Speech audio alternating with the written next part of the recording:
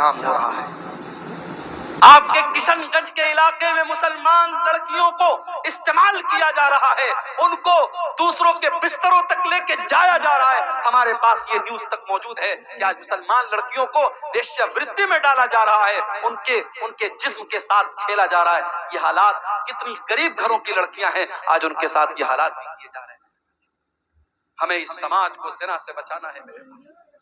لڑکی غریب گھر کی ہو، امیر غریب گھر کی ہو، لڑکا امیر گھر کا ہو، غریب گھر کا ہو، نکاح کے لائق ہو جائے تو اس کا نکاح کر دینا چاہیے، شادی کر دینی چاہیے۔ اور شادی کے راستے میں جو رکاوٹیں، ختم کرو ان کو۔ یہ صحابہ کا دور نہیں ہے، یہ تابعین کا دور نہیں ہے، یہ فتنوں کا دور ہے۔ اگر آپ نے اپنے بچوں اور بچیوں کی صحیح ٹائم پر شادی نہیں کی تو فتنے پیدا ہوں گے، اور اللہ کے نبی فرما چکے ہیں۔ آپ نے فرمایا اذا خطب الیکم ممن ترضون دینہ وخلقہ فزوجوہ۔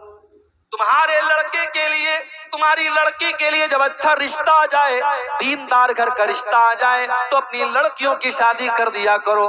الا تفعلوا، اگر تم ایسا نہیں کرو گے، تکن فتنۃ فی الارض، تو زمین کے اندر فتنہ پھیل جائے گا، وفساد عریض، اور بہت بڑا فساد پھیل جائے گا۔ یہ انسٹاگرام کا دور ہے۔ آج آپ کی لڑکی کس سے بات کر رہی ہے، آپ کتنی نظر رکھیں گے؟ آج بہت مشکل اپنی لڑکیوں کے اوپر واچ کرنا اور نظر رکھنا۔ آج آپ کے لڑکے کس سے چیٹنگ کر رہے ہیں، آج آپ نظر نہیں رکھ پائیں گے۔ ان کو ان فتنوں سے بچانا ہے، وہ شادی کے قابل ہو جائیں، جلدی سے ان کی شادی کر دو میرے بھائی۔ اس دور کے بہت بڑے فتنوں میں سے شرمگاہ کا فتنہ ہے، اسی لیے اللہ کے نبی فرماتے ہیں من یضمن لی ما بین لحییہ وما بین رجلیہ اضمن لہ الجنہ، جو مجھے زبان کی گارنٹی دے دے اور شرمگاہ کی گارنٹی دے دے، میں اسے جنت کی گارنٹی دیتا ہوں۔ تو زنا سے بچانا ہے۔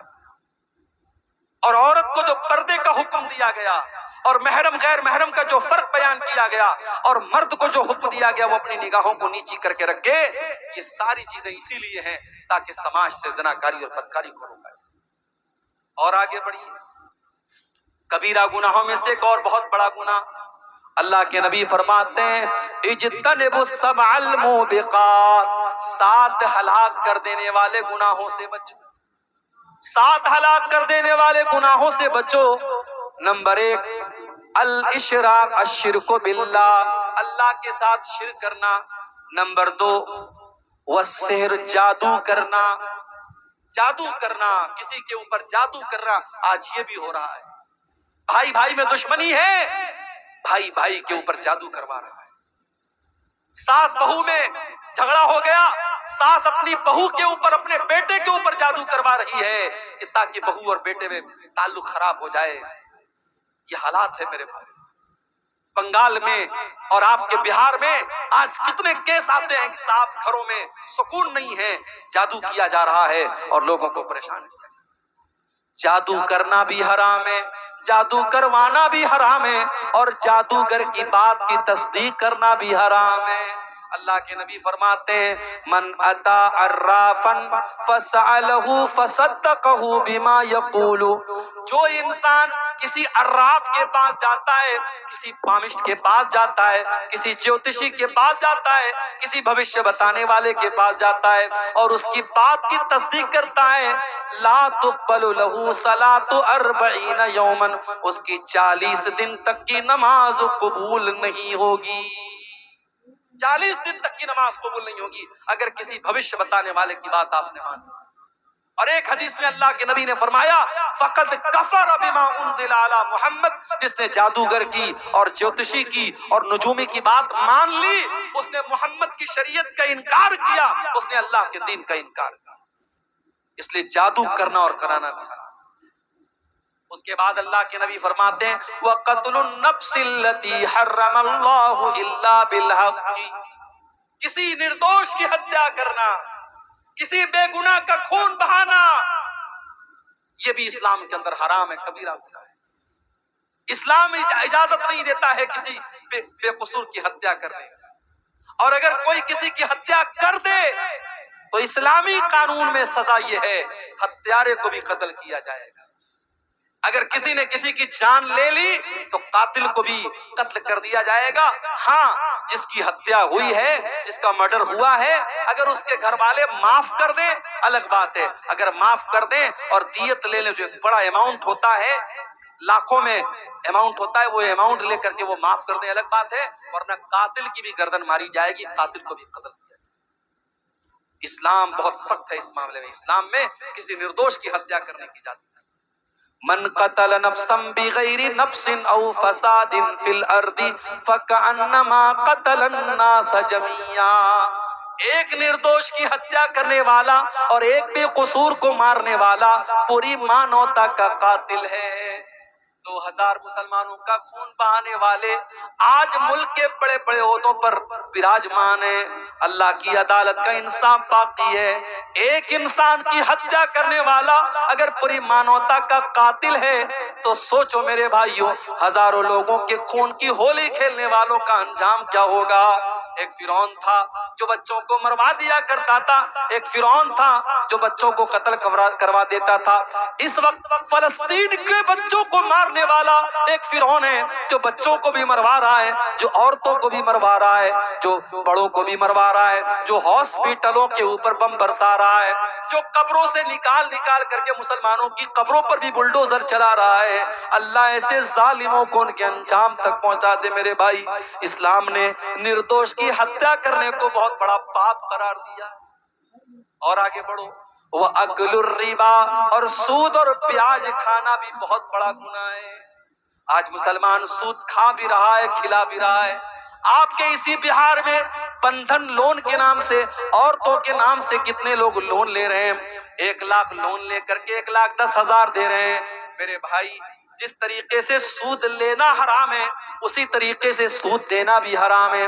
اللہ کے نبی فرماتے ہیں لعن اللہ آکل الربا وموکلہ وکاتبہ وشاہدیہ، آپ نے فرمایا کہ سود کھانے والا، سود کھلانے والا، سود کی گواہی دینے والا اور سود لکھنے والا، سب پر اللہ کی لعنت ہو۔ اور آگے آپ نے یہ بھی فرمایا وہم سوا، یہ سب کے سب برابر ہیں، کھانے والا اور کھلانے والا برابر ہے۔ اس لیے میرے بھائی سود اور پیاج سے اپنے دامن کو بچانا۔ جانتے ہو اتنا بڑا گناہ ہے سود اور پیاج کا کھانا کہ اللہ قرآن میں کہتا ہے فَإِن لَمْ تَفْعَلُوا فَأْذَنُوا بِحَرْبٍ مِّنَ اللَّهِ وَرَسُولِهِ۔ اے پیاج کھانے والو، اے پیاج کھورو، اے سود کھورو، اگر تم اپنے پیاج کھانے سے باز نہیں آؤ گے تو اللہ سے جنگ کرنے کے لیے تیار ہو جاؤ، اس کے رسول سے جنگ کرنے کے لیے تیار ہو جاؤ۔ ارے کون ہے جس کے اندر اللہ سے جنگ کرنے کی طاقت ہے؟ کون ہے جس کے اندر اللہ سے لڑائی کرنے کی طاقت ہے؟ تو سود کھانا بھی بہت بڑا گناہ ہے۔ اور جب سود کی بات آئی ہے تو ایک بات اور بتا دوں، سٹا اور جوا کھیلنا بھی حرام ہے۔ انما الخمر والمیسر والانصاب والازلام رجس من عمل الشیطان، شراب پینا اور جوا کھیلنا اور غیر اللہ کے آستانے پر جا کر کے وہاں سر جھکانا اور پانسے کے تیر نکالنا قسمت کا حال معلوم کرنے کے لیے، یہ سب گندے کام ہیں، یہ سب شیطان کے کام ہیں، ان سے بچو تبھی تم کامیاب ہو سکتے۔ پتہ یہ چلا کہ جوا کھیلنا بھی شیطان کا کام ہے۔ کسی زمانے میں تاش کے پتوں سے جوا کھیلا جاتا تھا، اب موبائل کا دور آ گیا، اب ٹیکنالوجی کا دور آ گیا، اب انٹرنیٹ کے اوپر بہت سارے ایپ آ گئے۔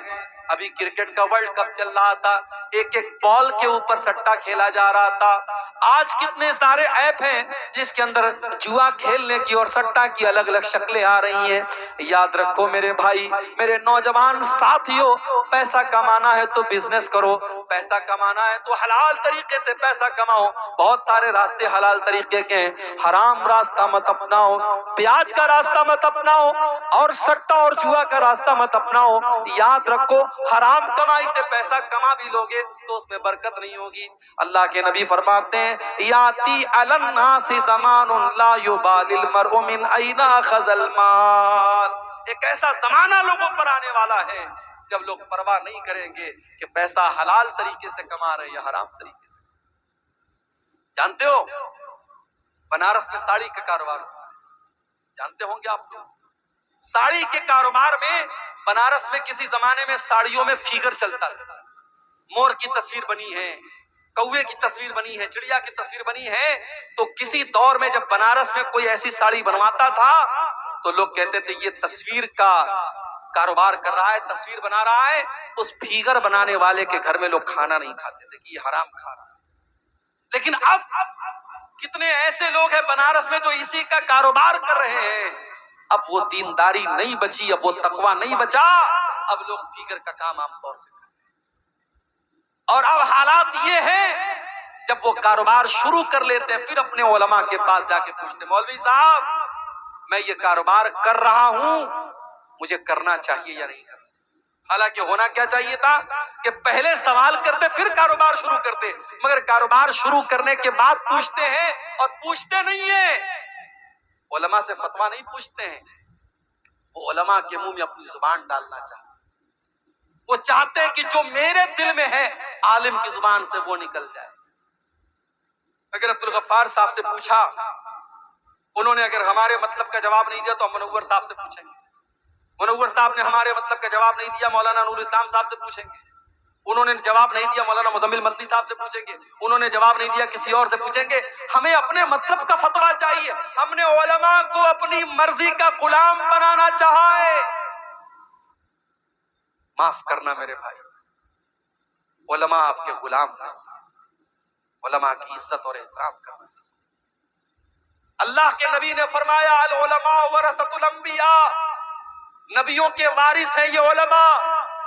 نبیوں کی وراثت علم ہے، نبیوں کی وراثت دولت نہیں ہے، اور علماء نے نبیوں کی وراثت کو پایا ہے. اور جو علماء ہیں ان کے پاس نبی کی وراثت، ان کے پاس علم ہے. بنگال میں کلیا چک میں گیا، ایک مسجد کے امام صاحب مجھے ملے، ان کی آنکھوں میں آنسو آ گئے. کہنے لگے شیخ صاحب 15 سال سے میں مسجد میں امامت کروا رہا ہوں، 3000 روپیہ مجھ کو بنگال کی گورنمنٹ دے رہی ہے اور 6000 روپیہ اس وقت مسجد کی کمیٹی دے رہی ہے. میں نے تھوڑے تھوڑے پیسے جمع کر کے اپنا چھوٹا سا گھر بنایا. مسجد کا متولی آ کر کے کہتا ہے مولوی صاحب تیرے پاس اتنا پیسہ کہاں سے آ گیا، تم گھر کیسے بنا؟ متولی صاحب ناراض ہو گئے مجھ سے، قصور کیا ہے، میں گھر بنوا رہا ہوں.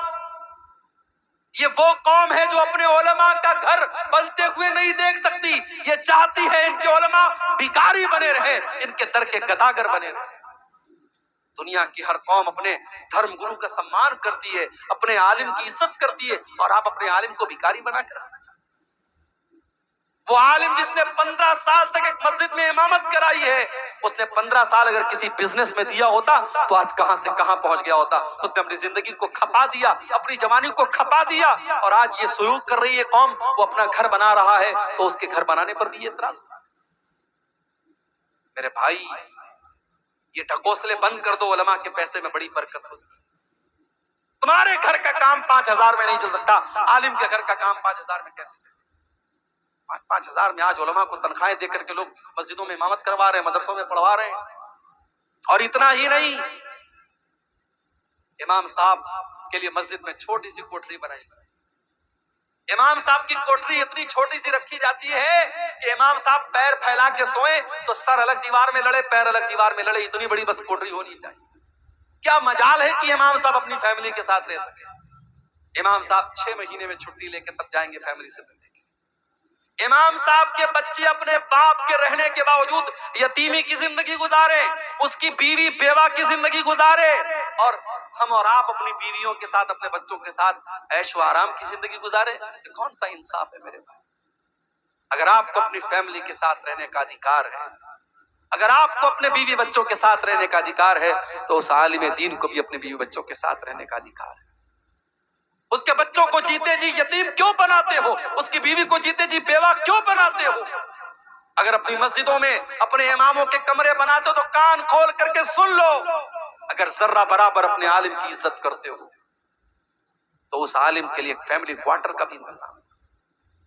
اور ایک بات اور کہہ دوں، علماء فرشتے نہیں ہیں، یہ علماء آپ کے بیچ کے انسان ہی ہیں.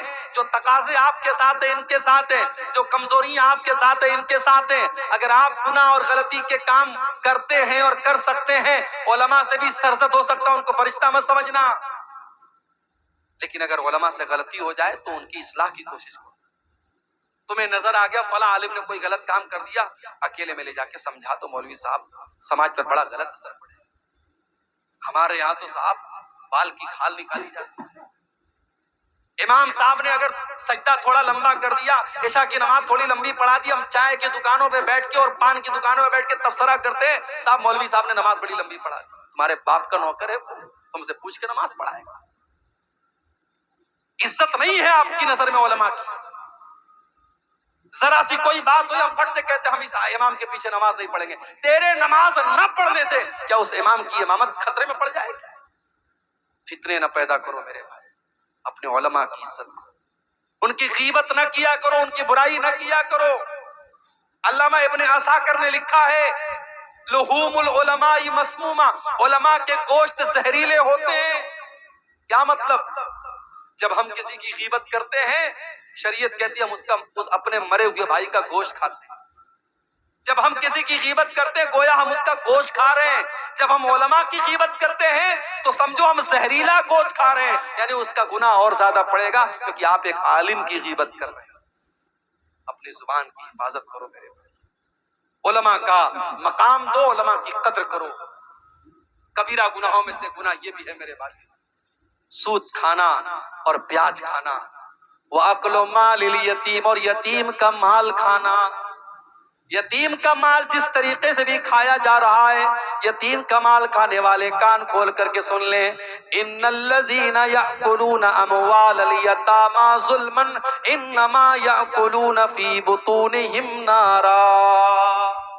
جو لوگ یتیم کا مال کھا رہے ہیں وہ اپنے پیٹ میں جہنم کی آگ بھر رہے ہیں۔